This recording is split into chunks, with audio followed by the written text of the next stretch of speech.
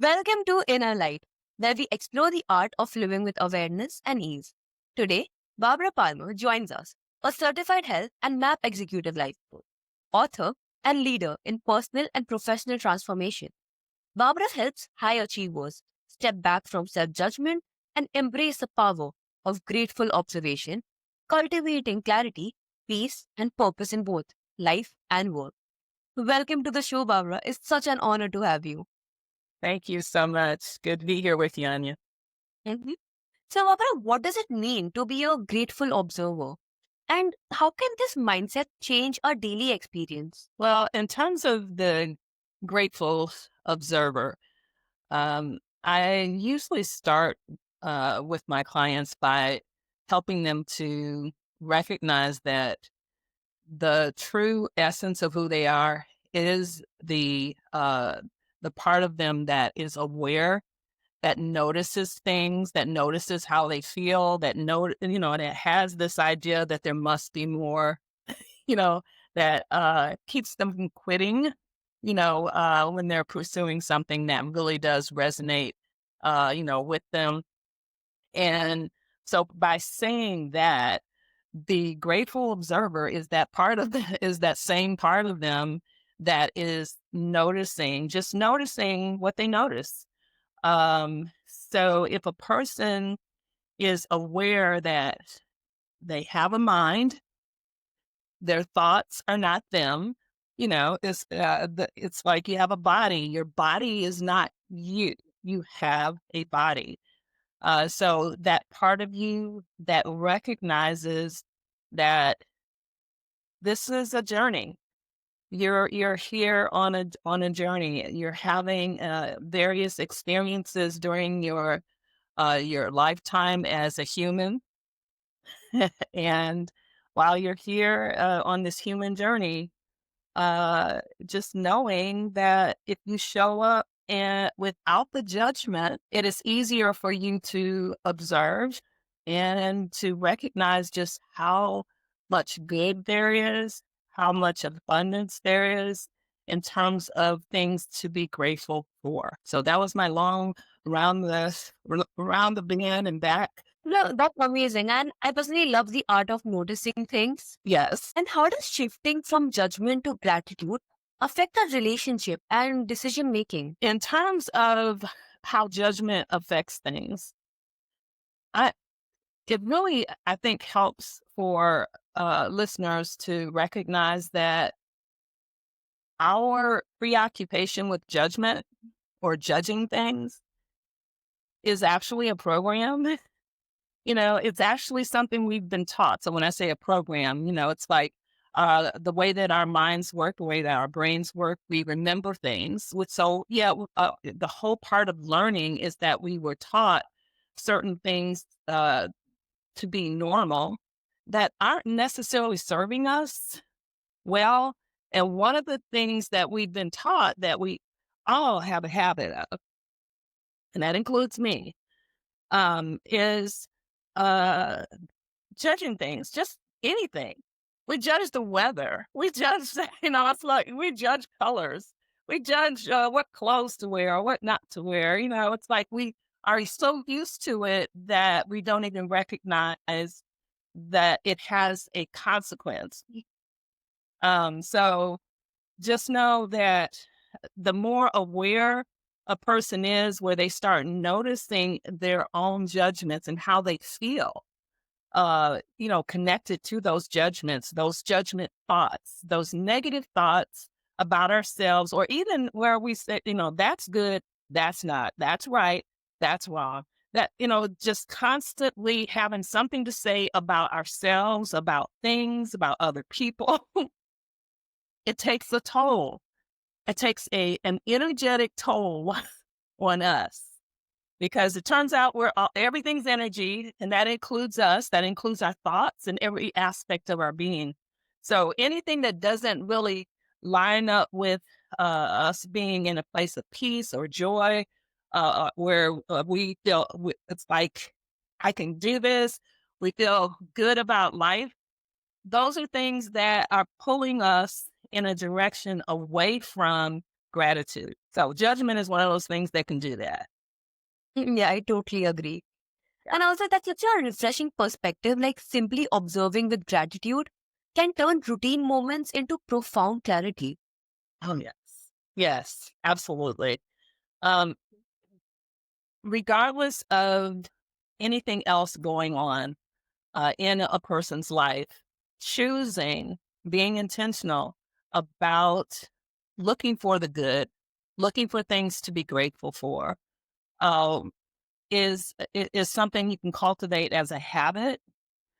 But until it is a habit, you can start by wherever you are, just looking around, and for every little thing that you see, there's something that you can be grateful for. But if I'm, just looking around the apartment I'm in, the chair I'm sitting in, it's like I can be thankful that I have this chair to sit in. I can be thankful that I have this table, to sit my laptop on, or that I have dishes to eat my food from.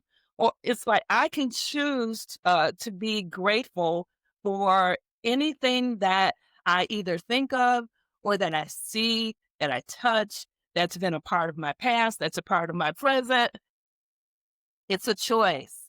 But in choosing that, the more that you choose to be grateful for, including the things that are you desire, being grateful that you even have those desires, that you have the dreams that you have, that you imagine life being, in a certain way that, you haven't experienced before, but you have this imagination. Be grateful that you can do that, that, you can imagine something better, something new, something exciting. Man. Um, because ultimately, everything that we are experiencing now was birthed from an idea, So, it's like be grateful for all of it, the past, the present, and even what you imagine the future to be.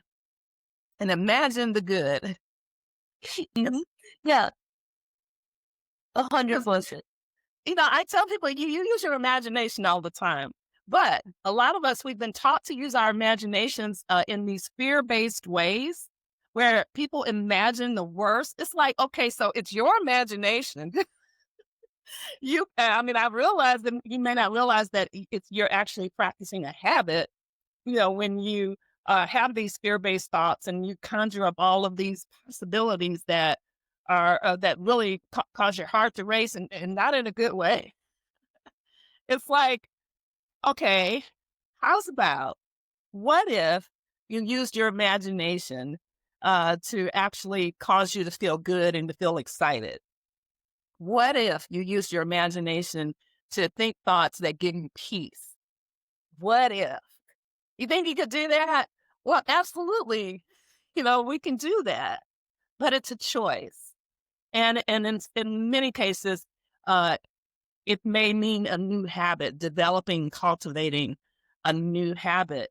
But hey, it's your life, so the more you uh, use your mind in ways that support you, that serve you, that help you to show up in the present in a more authentic way, or anticipate things in a more hopeful and joyful way, you know, it's like you are changing the quality of your life. Mhm. Yes, totally. And So I get all excited when I start talking about, uh, uh, like, I love my energy. well, I think that there are times that n- uh, when you have this inner source, this light within you, it really does. It gives you joy. It gives you inner peace. And I think I have family members that, it's like I act like I'm going to a party or I'm at a party, you know, it's like, is everybody else having fun? But it's like, I know that it's a choice. So each day we have choices that we make. I can choose to focus on the abundance of good, or I can focus on the few things that are emphasized by, I won't even say what industry, But there's an industry that, they love sensationalizing things, and they focus on the negative because the negative sells. So but in terms of my personal peace, or in terms of the peace of a family, or any type of relationship, or situation, work situations, any situation, it's always going to go better and flow better when we are focused on the things that cause us to feel at ease. Yeah, absolutely. And also, many of us are conditioned, as you said, to judge ourselves constantly. Yeah. How do you guide clients to release that inner critic? One of the exercises that I use with my clients, and I don't share anything with my clients that I haven't put to the test myself. I'll say that. Um, but I I am someone who coaches other people, but I have a coach. I recognize that I have. It's like it helps to have someone else to help you to see what you don't see, or to address some of the things that there's some things you can address being just guided on your own, but there are things that you need another set of eyes, to be there for you sometimes. So when I'm working with clients, one of the things that I have them do, and that I also practice, it's a type of meditation. It's where you intentionally just observe. You practice observing without judgment. It's like closing your eyes for a second just to get yourself ready, and then opening your eyes, and everything you see, just try to just look at it without judging it, without labeling it. So it's easier said than done, but the more you practice it, the more you're able to actually do that. And when I say do that, you're actually able to observe without judging it. I can act as though I am seeing this stuff for the first time. So when you see something for the first time, I mean, literally the first time, it's like I just got here, you know, and without trying to even remember what they said this was, I can just look at what is called a wall without even having to be caught up in that's a wall. That's a white wall. I can just observe. So think of an activity where you do it yourself. You do it for even a few minutes. I have little timers. You can even use your phone timer, but you can actually start off with just a minute. You would be surprised how long a minute is when you're trying to do something you haven't done before. You know, Judging is something that's so inherent in what we've been taught, and what we do, that going 1 minute observing without judgment can seem like, oh my God, was that 5 minutes? You know, but that is one of the things I would have a person do. Start off with a minute of observing without judgment, looking at things, and just looking at them, and nothing to say about it, just looking. Um, One of the ways that this really can help in traffic, when people are driving, that's one of the situations that a lot of us can, get triggered. But if you practice just observing, you would be surprised that when you are in a traffic situation, you can actually switch that on. That where you're just going to observe without judgment. You're there, you see it, but you have no judgment about it. You will discover a kind of peace you didn't even know was possible in situations that used to upset you or trigger you, which is letting you know the upset really comes from judgment, the stories that we were telling ourselves, not necessarily the situations or the circumstances at all.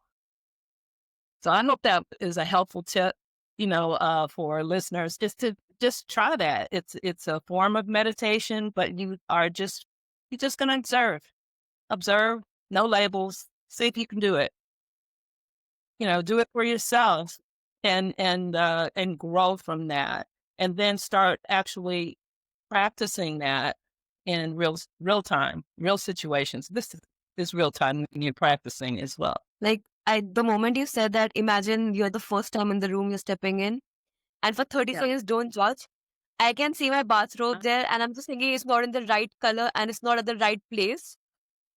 And I'm like, I failed already. I want to change everything about this room, the color of thing, but I think I need to practice that, especially in traffic. But isn't it phenomenal when you are doing something like that on purpose? Once again, because you're doing it intentionally, you're more likely to become aware of what you weren't aware of before. But that's fascinating. It is. Look, learning that. I need to be grateful about it. At least I have those things to change that don't need to be changed. I just want to for no reason. I'm Yeah, grateful for because you have the option. And that's exactly. another thing you can be grateful for is that you have the option to change things. And actually, it's part of our nature to desire change, to desire things that are new. That's one of the reasons that we desire things that are new is we enjoy growing. We were created to grow, to explore. Even when you look at just how everything in nature, it's like it starts off, really small and then it grows. We're the same way. It's like we started off as what one cell. This mitosis or some kind of osis started happening, and ultimately, even as a human being on this human journey, we start off as babies, go through childhood, all the different stages of childhood until we are, in our teens, young adults, and all the way through until, it's time for us to make our transition, you know, from this life to whatever's on the other side, you know. Um, but it's a beautiful journey, and a lot of times we miss the enjoyment because we're so caught up in these judgments, um, you know, in a negative way, as opposed to if you're going to get caught up in judgment, just start looking for the good. Start looking for the stuff that makes you smile. That if you want to use that aspect of this journey, look for that. That's powerful because awareness is the first step towards freedom from harsh self evolution. Yes, yes. And many times, when you see a person who um, seems to be rude or otherwise someone who's not kind to other people, they're just giving you just a glimpse of how they treat themselves. Because ultimately, uh, we the way we love ourselves helps us. It's kind of like you practice loving yourself because it makes it easier for you to love other people, in terms of you love others as you love yourself. So, and there is no work around it. It's like if it's something that is necessary in order for you to improve how you love other people, improve how you love yourself. Like, you can't pour from an empty cup. No, you cannot. And if you do, you're going to pour empty.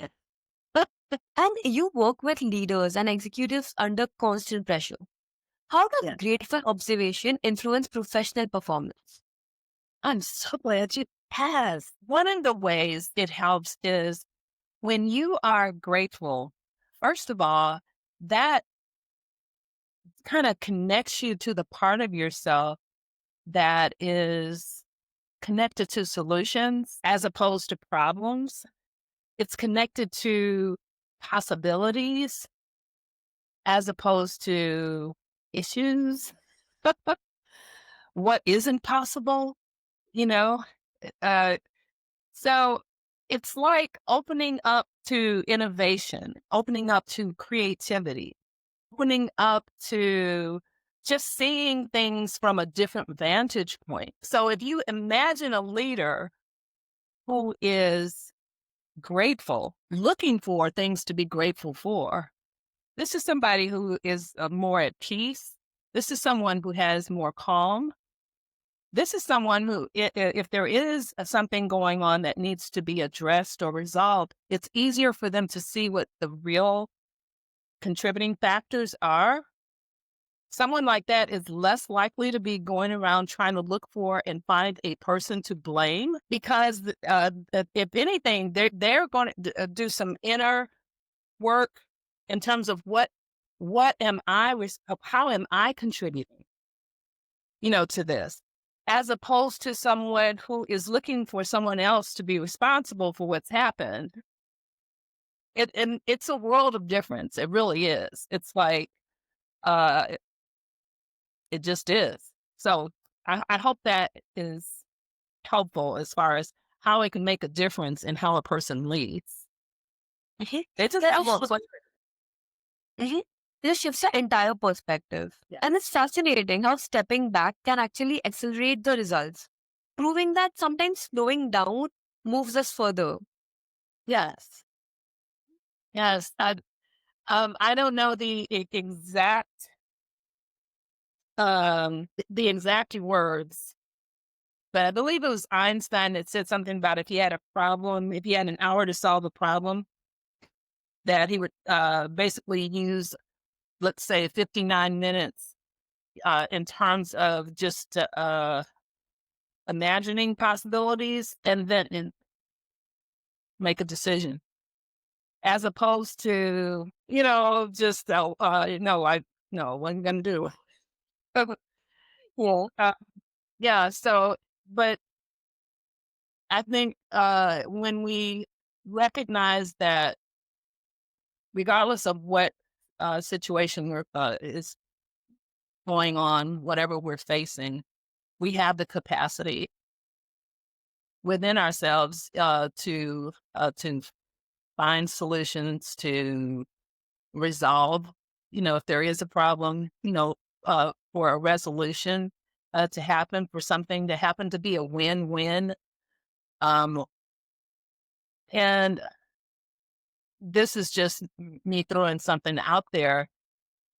When a person is grateful, it's easier for them to also step back and allow someone else to shine. It's like there's less comparison that's going on. It's like comparison is one of those things that I think is a byproduct of judgment, you know, and competition, comparison and competition. I think they're basically twins. Uh, so, you know, a person who is being grateful, and especially as a leader, this is someone who has learned to appreciate their uniqueness, the confidence that they do have. It's not like they're not still growing. It's not like they know everything, i- but this is someone who is willing to grow.